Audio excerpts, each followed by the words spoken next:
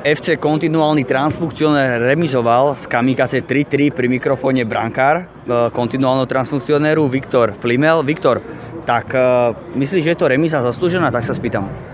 Tak, pokašľali sme si niektoré veci, čiže určite áno. Z tých 3 gólov, čo si inkasoval, dalo sa s niektorým z nich niečo robiť z tvojho pohľadu? Možno nejaké diery v obrane, keby neboli, tak určite áno. Niečo som vychytal, niečo ne. Boli to góly.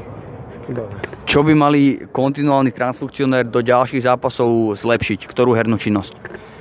Myslím, že dneska čo sme si povedali, tak sme všetko zvládli. Tak bohužiaľ je to remíza, ale myslím, že obranu ako vždy a tie nahrávky. Vlado Režný, taký vysoký hráč od supera, vám strelil 2 góly.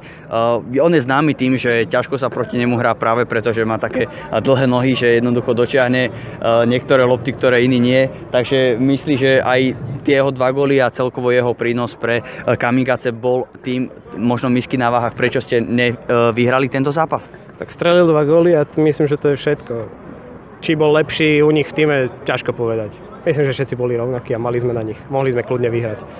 Viktor, ďakujem.